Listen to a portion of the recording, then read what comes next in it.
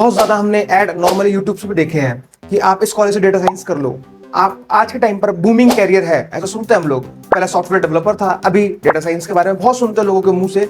हर YouTuber video बना रहा है, उसको बता रहा है डेटा साइंस कर लो, डेटा साइंस कर लो। तो क्या रियली में डेटा साइंस एक वर्थ इट कोर्स है? तो आज हम इस वीडियो में समझेंगे क्या रोड मैप है उसका और आपको क्या क्या करना चाहिए। टिल द एंड तक मैं गाइड करूंगा। तो कोई भी चीज समझ में ना आए तो कमेंट जरूर कर देना और वीडियो को एंड में जरूर देखना, क्योंकि एंड में मैं 4 चीजें ऐसी बताऊंगा जो आपको फॉलो जरूर करनी है। अगर आपने वो फॉलो कर लिया तो आई एम श्योर आपका प्लेसमेंट और आपकी जॉब बहुत ही अच्छी लगेगी।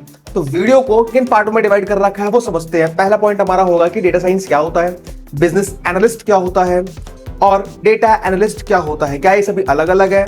सेकंड पॉइंट हम डिस्कस करेंगे कि इनकी रियल में अभी कोई जॉब अपॉर्चुनिटीज है ही कि सिर्फ हवा में बातें कर रहा हूं मैं कि डेटा एनालिस्ट कर लो, कोर्स है, ये प्रोवाइड कर रहे हैं, वो प्रोवाइड कर रहे हैं, मैं प्रमोशन कर रहा हूं, कि ऐसा भी है कि रियल में जॉब है भी इस दुनिया में। तो भाई उसके बारे में डिस्कस करेंगे, विद लाइव प्रूफ के बारे में समझेंगे हम लोग। देन आते हैं कि डेटा साइंटिस्ट क्या आपके लिए बढ़िया चॉइस है कि सिर्फ पैसा देख के और कि बूमिंग कैरियर है इस वजह से आप इस जॉब को चूज कर लो, क्या आपके लिए वर्थ इट है? तो वो हम समझेंगे। देन हम आते हैं कि इसका रोड मैप क्या होगा। आपको बिल्कुल स्टार्टिंग से, मैं मानता हूं आप जीरो हो, आपको ना कोडिंग आती है ना कुछ आती है, तो आप जीरो से एडवांस लेवल तक कैसे जाओगे पूरा पाथ डिस्कस करेंगे। एंड लास्ट में उन 4 पॉइंट के बारे में डिस्कस करूंगा जो आपके प्लेसमेंट कराने में 100% सक्सेसफुल होंगे। तो वीडियो को शुरू करते हैं, वीडियो को एंड तक देखना मेरे भाई लोगों। तो सबसे पहले समझते हैं हम लोग कि डेटा साइंटिस्ट, डेटा एनालिस्ट और बिजनेस एनालिस्ट ये सब क्या होते हैं। तो अगर मैं डेटा एनालिस्ट की बात करूं तो क्या होता है, इसको मोटे मोटे शब्दों में समझते हैं। आपने यूट्यूब देखा है, अगर जो एक यूट्यूब क्रिएटर होता है या जो इंस्टाग्राम चला रहा है तो आपने देखा होगा उन सब पे ग्राफ बन के आते हैं कि आपकी कौन सी वीडियो कितनी देखी जा रही है, कितने एज ग्रुप के लोग देखे जा रहे हैं। अच्छा, इसको थोड़ा सा और डिस्क्रिप्टिव वे में समझें। जैसे इंस्टाग्राम हम लोग चलाते हैं तो इंस्टाग्राम जब हम स्क्रॉल करते हैं, अगर मैं आर्मी से रिलेटेड वीडियो देख रहा हूं तो मेरे पर इंस्टाग्राम के थ्रू आर्मी की वीडियो ही सजेस्ट होंगी और मेरे बार बार रील के सेक्शन में बार बार आर्मी की ही वीडियो आएंगी। कोई अगर कॉमेडी वीडियो ज्यादा देख रहा है, जैसे एमजीओ टाइप की होती है, जो कॉमिक्स टाइप की वीडियोस होती है, जो वो ज्यादा देख रहा है, तो आपके सजेशन में वही आएंगी। जैसे यूट्यूब पे अगर आपने गेम ऑफ थ्रोन्स सर्च कर दिया और गेम ऑफ थ्रोन्स की आपने 5-6 वीडियोस देख ली ना, तो आपके शॉर्ट्स में फिर गेम ऑफ थ्रोन्स की वीडियो ही आएंगी। ये पूरा काम होता है डेटा के जरिए। ये जो डेटा आपका मैनेज किया जाता है, डेटा देखा कि आपको किस चीज में इंटरेस्टेड हो तो आपको वही चीज सजेस्ट की जाएगी। इस पर पूरा गूगल से लेके हर चीज डिपेंड होती है। आपने बहुत देखा होगा, आप गूगल पे सर्च करो जस्ट कि एसी कितने प्राइस की है, तो आप सच में देखना इंस्टाग्राम पे आपके एसी का ऐड आने लगेगा। अरे उससे पता कैसे चल गया? सर, आपका डेटा एनालाइज किया जाता है और आपको वही सजेस्ट की जाती है। इससे जो कंपनी होती है उसकी सेल्स तो बढ़ती ही बढ़ती है, कस्टमर की भी चीजें सॉल्व होती हैं। कस्टमर को सिर्फ वही दिखाया जाता है जो कस्टमर देखना चाहता है, जो चीजें नहीं देखना चाहता वो हटा दी जाती हैं। तो ये काम जो होता है वो डेटा एनालिसिस का होता है, डेटा को पूरा एनालाइज करना और प्रेजेंट करना। अब वहीं पर डेटा साइंस की बात करें, डेटा साइंस में थोड़ी सी मैथ्स ऐड हो जाती है और वो डेटा एनालिसिस थोड़ा सा ऊपर लेवल का हो जाता है और डेटा साइंस को ही पढ़ के आप डेटा साइंटिस्ट बनते हैं। डेटा साइंटिस्ट में थोड़ा सा आपका मशीन लर्निंग भी ऐड हो जाता है। तो ओवरऑल, क्योंकि आज के टाइम पे प्रेजेंट एज में अभी बहुत ज्यादा डेटा हमारे पास अवेलेबल है, बहुत ज्यादा डेटा अवेलेबल है। अब इतना ज्यादा डेटा अवेलेबल है तो हर कंपनी अपनी सेल्स को इंक्रीज करने के लिए data scientist, data engineer, big data scientist in सभी को हायर कर रही है। लेकिन आप डेटा साइंटिस्ट के जरिए कभी भी हायर नहीं होते। आप जो स्टार्टिंग कैरियर आपका होता है वो डेटा एनालिसिस होता है। अब कई बार आप सर्च करोगे कि डेटा एनालिसिस क्या होता है, बिजनेस एनालिसिस क्या होता है, बहुत ज्यादा आपके मन में क्वेश्चन आएगा। जब आप पता करोगे तो उसका भी मैं इसी में आंसर दे देता हूँ। डेटा एनालिस्ट क्या होता है, बिजनेस एनालिस्ट क्या होता है। तो मैं एक कंपनी का एग्जांपल देता हूँ। एक कंपनी है जिसमें कोई दूसरी कंपनी जो मेरी क्लाइंट कंपनी है, एक मेरी कंपनी है जिसका मैंने कुछ भी नाम रख दिया, एएफएस करके कुछ नाम रख दिया, एएफएस इंडिया मेरी कंपनी है, और दूसरी कंपनी वो मेरी क्लाइंट कंपनी है। तो वो क्लाइंट कंपनी अप्रोच करती है और उनको अपनी सेल्स इंक्रीज करवानी है मेरे से। तो एज अ कंपनी डायरेक्टर मैं अपने डेटा एनालिसिस के पास जाऊंगा और बोलूंगा उनका डेटा लो और एनालाइज करो। तो डेटा एनालिसिस क्या करेगा, वो पूरा टेक का सारा काम करेगा, पाइथन प्रोग्रामिंग के जरिए उनका पूरा डेटा, रॉ डेटा को लेगा कि ये हो रहा है, इसके जरिए ग्राफ की प्लॉटिंग करेगा, ग्राफ बनाएगा बहुत सारे, और ग्राफ प्लॉटिंग करने के बाद वो जो डेटा होगा वो दे देगा बिजनेस एनालिस्ट को। अब जो बिजनेस एनालिस्ट होगा वो इस डेटा को बहुत ही इजी वर्ड में, बहुत ही ऐसे वर्ड में बताएगा ताकि आप समझ जाओ। ऐसा तो बताएगा नहीं कि सर ये इतना इनका डिप्थ में जा रहा है, इसमें ये प्रोग्रामिंग कोड तो बताएगा नहीं ना। वो बिल्कुल नॉर्मल लैंग्वेज में उसको बताएगा कि सर आपको ये चीज इंक्रीज करनी चाहिए, आपको ये सेल्स में इंक्रीमेंट करना चाहिए, आपका 18 से 24 के जो लोग हैं वो इस प्रोडक्ट को ज्यादा प्रेफर कर रहे हैं तो आप ये इंक्रीजमेंट कर दीजिए। जो काम होता है कम्युनिकेशन का और डेटा को समझाने का, ये काम होता है बिजनेस एनालिस्ट का, और उस पर टेक्निकल वर्क करने का काम है डेटा एनालिस्ट का। तो आई होप आपको इन दोनों में बिल्कुल अंतर समझ में आ गया होगा। तो अब बात करते हैं कि जॉब अपॉर्चुनिटी, क्या इसकी जॉब अपॉर्चुनिटी अवेलेबल है? तो देखो आपके सामने फोटो आएगी, देखना। तो आप इसको देखो ध्यान से। जो डेटा एनालिस्ट की सैलरी है वो नियर अबाउट 4 से 5 लाख पर एनम होती है। लेकिन वही मैं डेटा साइंटिस्ट की बात करूं तो इसका जो एवरेज पैकेज होता है 1 साल का, नॉर्मली 8 से 12 लाख तक का होता है पैकेज। अगर वही बात मैं करता हूँ 5 साल तक का एक्सपीरियंस, तो इनकी सैलरी 20 लाख प्लस जाती है। और वहीं 10 साल का एक्सपीरियंस अगर मैं मान लेता हूं तो इनकी सैलरी 30 लाख पर एनम तक बहुत आराम से पहुंच जाती है। तो जॉब अपॉर्चुनिटीज बहुत सारी अवेलेबल है। सिर्फ आप हायरैक या naukri.com या किसी भी जॉब पोर्टल पर डेटा साइंस डाल के देख लो, आपको दिख जाएगा कि कितनी वैकेंसीज अवेलेबल है। ध्यान रखेंगे, सिर्फ आप डेटा एनालिस्ट नहीं डालेंगे और डेटा साइंटिस्ट नहीं डालेंगे, डेटा साइंस डालना है आपको। डेटा साइंस डालने पर इनसे रिलेटेड सारी फील्ड आ जाती हैं। आप डेटा एनालिस्ट डालते तो उसकी स्पेसिफिक फील्ड होती है, और डेटा साइंटिस्ट डालते तो उसकी स्पेसिफिक फील्ड होती है जिनकी वैकेंसीज कम आती हैं। तो डेटा साइंस डाल के देखिएगा, आपको दिखाई पड़ जाएगा कि कितनी सारी वैकेंसीज अभी अवेलेबल है। जब भी आप किसी जॉब पोर्टल को सर्च करेंगे, आप जॉब को देखेंगे, किसी की बात मत मानिएगा कि आपको क्या स्किल्स प्रेफर करनी है। जब किसी भी आप जॉब को सर्च करेंगे तो उसका जॉब डिस्क्रिप्शन पढ़िए। जॉब डिस्क्रिप्शन देखिए ध्यान से, तो क्या दिखाई पड़ेगा आपको? पाइथन मांगी जाती है, आपको अदर स्किल्स मांगे, बोला कि 4 से 5 साल आपके पास एक्सपीरियंस होना चाहिए। तो आपको ये जो जॉब डिस्क्रिप्शन है इसको बहुत अच्छे से पढ़ना है, इसको रोल अप करके पढ़ते रहो, देखो कि क्या स्किल्स मांगी जा रही हैं। और कई ऐसी जॉब्स हैं जिनको आप प्रेफर करते हो, डेटा साइंटिस्ट हो गया, डेटा एनालिसिस हो गया, इन सभी की कई सारे आप जॉब डिस्क्रिप्शन पढ़ो। इनमें जो कॉमन एक्सपीरियंस निकले, जो कॉमन क्वालिफिकेशन होती हैं, उसको आप नोट डाउन कर लो और उस पर वर्क करो। सबसे बेस्ट है, सबसे बेस्ट तरीका है अपने आप को उस लायक तैयार करने का। ठीक है, तो जॉब अपॉर्चुनिटीज भर भर के हैं। और कई बच्चों के मन में प्रश्न आ रहा होगा कि एआई क्या इस जॉब को रिप्लेस कर लेगी? तो हाँ जी सर, डेटा एनालिसिस को तो एक बार रिप्लेस कर सकती है, लेकिन अगर आप डेटा साइंटिस्ट हैं और आप अगर रॉ डेटा को एमएल इन सब में कन्वर्ट कर रहे हैं तो सर आपकी जॉब बिल्कुल भी रिप्लेस नहीं होगी। क्या ये जॉब आपके लिए बढ़िया है?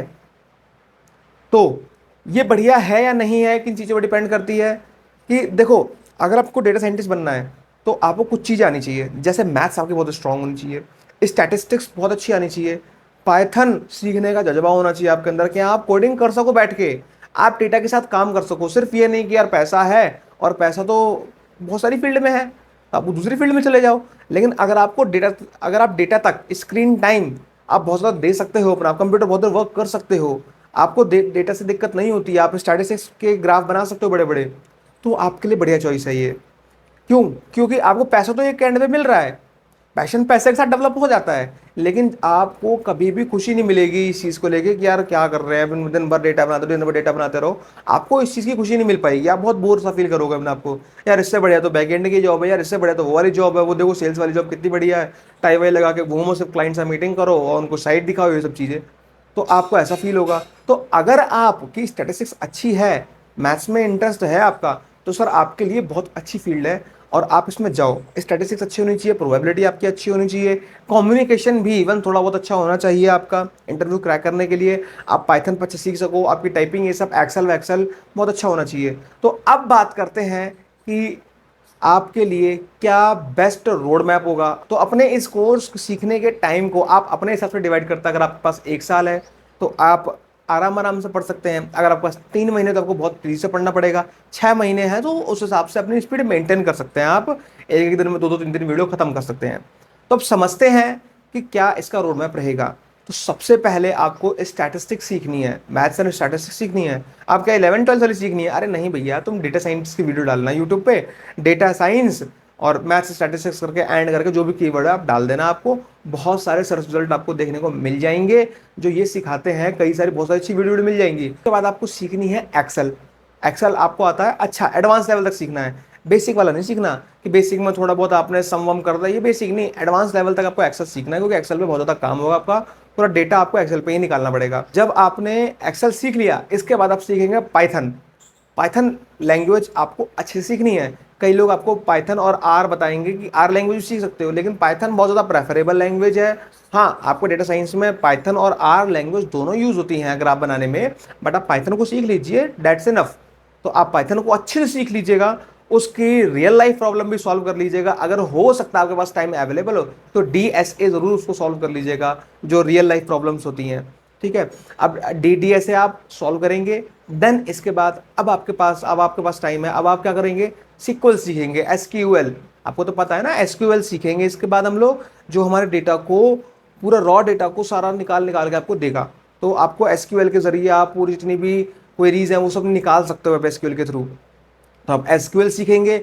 एसक्यूएल सीखने के बाद आपका पॉइंट आएगा, अब क्या सीखना है सर, उसके बाद आपको डेटा विजुअलाइजेशन टूल्स सीखने हैं। जो टूल्स होते हैं जिनकी हेल्प से आप डेटा को विजुअलाइज करते हो, तो वो आप सीख सकते हो। जैसे एक टैब्ल्यू होता है, वैसे एक्सेल की तरह काम करता है, तो टैब्ल्यू आप सीख सकते हो। तो बहुत सारे आप अपने हिसाब से सर्च कर लो कौन सा विजुअलाइजेशन टूल आपको पसंद है और कौन सा कंपनी मांग रही है, आप वो देखो। जब किसी जॉब डिस्क्रिप्शन में जाओगे तो देखो कौन सा आज का टाइम रिक्वायरमेंट है, किसकी रिक्वायरमेंट ज़्यादा है, आप वो देखो डेटा विजुअलाइजेशन टूल और उसको सीख डालो। इसके बाद आप पावर बीआई सीख सकते हो, और पावर बीआई एक टूल ही है जिससे आप पूरा अपना एक सारा काम करते हो। तो इतना सीखने के बाद आपकी पूरी प्रिपरेशन अब हो चुकी है, यही आपका रोड मैप है। आप अपने हिसाब से डिवाइड कर सकते हो कि एक महीना इसको देना है। पाइथन थोड़ा सा बड़ा है तो पाइथन को आपको शायद एक महीना 1.5 महीना लग सकता है, क्योंकि पाइथन जो लैंग्वेज है ना वो आपसे 4 से 5 दिन में सीख जाओगे, लेकिन उसकी जो प्रॉब्लम्स है वो सॉल्व करने में टाइम लगता है। आप सॉल्व कर सकते हो उसकी प्रॉब्लम लीड कोड पर, लीड कोड पर प्रॉब्लम सॉल्व करो तो आपकी उससे प्रैक्टिस होती है। जो मैंने वीडियो बनाई है और जो कई और क्रिएटर्स ने वीडियो बनाई डेटा साइंस के ऊपर, वो सब लोग देख रहे हैं। तो क्या सभी की जॉब लग रही है भाई, सबको जॉब मिल रही है क्या? नहीं, ऐसा नहीं होता है। कुछ चीजें करना बहुत जरूरी है जो कंपनी मांगती है, क्योंकि कंपनी क्या मांगती है, वो कंपनी सीधा हमको बोलती है sir we don't hire freshers, we need experience. अब एक्सपीरियंस कहाँ से लाओ भाई, एक्सपीरियंस तो मिलना नहीं है, फ्रेशर तो हायर करना पड़ेगा, फ्रेशर वो लेते नहीं है। तो ऐसा क्या करें जो जॉब लग जाए अपार्ट फ्रॉम एक्सपीरियंस? तो आप उसके लिए प्रोजेक्ट्स बना सकते हो। अच्छा, आपको क्या करना है, डे वन से जब से आपने स्टार्टिंग करी है कोडिंग सीखना, या अपनी इस जर्नी को अब से स्टार्ट कर रहे हो, अपने लिंक्डइन पर आईडी बना लेना। लिंक्डइन तो जानते ही होगे, एक सोशल प्लेटफॉर्म है आपका। तो आप लिंक्डइन पर आईडी बना लोगे, बहुत ही प्रोफेशनल प्लेटफॉर्म है जहाँ पे एचआर जुड़े रहते हैं कंपनी के अलग अलग, और आप वहाँ पर डायरेक्टली कंपनी के सीईओ से भी कनेक्ट हो सकते हो। तो आप वहाँ पे अपनी प्रोफाइल बहुत अच्छे से मेंटेन करो, छपरी टाइप की प्रोफाइल ना करो, बिल्कुल प्रोफेशनल, बिल्कुल प्रोफेशनल अपनी आप प्रोफाइल बनाओ। उसमें आप जो जो सर्टिफिकेट्स, जो जो कोर्स खरीद रहे हो, जो जो कोर्स आप कर रहे हो, उसके सर्टिफिकेट उसमें अपलोड करो। अपनी प्रोफाइल को दिखाओ कि आज की मेरी जर्नी ये है, आज ये सीख लिया, आज ये सीख लिया। आप इस तरह से अपनी जर्नी शेयर करो, बहुत ज़्यादा शेयर करो। और जब आपका कोर्स पूरा हो जाए, जब आप पूरा कोर्स कर लो, तो आप नॉर्मली जो कनेक्ट करो, मैसेज उनको डालो, जितने भी सीईओज होते हैं, जो एचआर्स होते हैं, जो टैलेंट एक्विजिशन टीम होती है, उनको आप मैसेज डालो कि ये मेरे प्रोजेक्ट्स हैं, इसमें मैंने काम किया है, मैंने कोर्स किया है, मुझे ये चीज़ आती है, मेरे को एक्सपीरियंस है, और प्लीज़ आप अगर आपके यहाँ वैकेंसी हो तो प्लीज़ मुझे बताइए, हायर का ऑप्शन है जो भी है वो मुझे बताइए। तो आप लिंक्डइन अपना डे वन से मेंटेन करके रखेंगे, दैट इज़ वेरी मैंडेटरी। आपको लिंक्डइन मेंटेन करके रखना है अपना। और क्या मेंटेन करके रखना है सर, आपने अगर पूरा कोर्स कर लिया तो कोर्स करके आप सीख गए, सिर्फ इतना नहीं होता, आपको प्रोजेक्ट्स बनाने हैं। मिनी प्रोजेक्ट बनाइए, उस पर मिनी प्रोजेक्ट्स बनाइए। आपने प्रोजेक्ट बनाने हैं, आपने कुछ बहुत तगड़ा प्रोजेक्ट बना दिया डेटा साइंस के ऊपर, बहुत अच्छे से प्रोजेक्ट हैं अवेलेबल, यूट्यूब पे हैं, यूट्यूब की हेल्प से बना लीजिए, और आपने जो सीखा है उसकी हेल्प से नए नए प्रोजेक्ट्स बनाइए। ध्यान रखिए, आपकी हायरिंग आपके प्रोजेक्ट्स के बेसिस पे होती है। आपके क्या प्रोजेक्ट्स हैं उस हिसाब से आपकी सैलरी होती है। तो आई होप आपको पता होगा कि प्रोजेक्ट्स बहुत ज़्यादा इंपॉर्टेंट होते हैं, मतलब मोस्ट इंपॉर्टेंट पूरी वीडियो का पार्ट प्रोजेक्ट्स है। तो प्रोजेक्ट्स ज़रूर बनाने हैं आपको, कम से कम 2 प्रोजेक्ट कम से कम बनाना, आपकी बहुत अच्छा पैकेज लगेगा। थर्ड के बारे में बात करते हैं, और क्या हम कर सकते हैं, प्रोजेक्ट्स के बाद भी कुछ ऑप्शन अवेलेबल है। तो हाँ जी सर, अवेलेबल है portfolio. Portfolio is mandate for you. Portfolio अपना मेंटेन करके रखना है। पोर्टफोलियो वेबसाइट की तरह होता है जो आपके सर्वर पर दिखाई पड़ता है। तो पोर्टफोलियो को आप जरूर मेंटेन करके रखिए। आप सच में बता रहा हूँ, कभी भी हायर एक्ट ऐप है, नौकरी ऐप है, जब आप इन ऐप पे जाओगे ना, उनको बोलोगे कि sir I want to this job, तो वो आपसे बोलेंगे सर शेयर सीवी। आपने सीवी शेयर कर दिया, फिर बोलेंगे शेयर पोर्टफोलियो, है ना, पोर्टफोलियो का लिंक सेंड करो। अब आपको पता ही नहीं पोर्टफोलियो क्या होता है भाई। तो पोर्टफोलियो बनाओ। आपको पोर्टफोलियो नहीं बनाना आता ना, आप गिटहब पे जाओ, गिटहब की वेबसाइट, गिटहब पे चले गए, वहां पे बहुत सारे पोर्टफोलियो मिल जाएंगे, एक से बेटर ऑप्शन, उठाया, कॉपी मारा, अपना वहां पे लगाया, बस आपका पोर्टफोलियो तैयार हो गया। अगर आपको नहीं आता तो वैसे आप खुद का बना सकते हो, बहुत क्रिएटिव टाइप का पोर्टफोलियो बनाओ जहाँ पे अपनी पूरी जर्नी शेयर कर रखी हो। मैं आपको पोर्टफोलियो दिखाऊंगा, कितने तगड़े तगड़े पोर्टफोलियो हैं, आप ध्यान से देखो।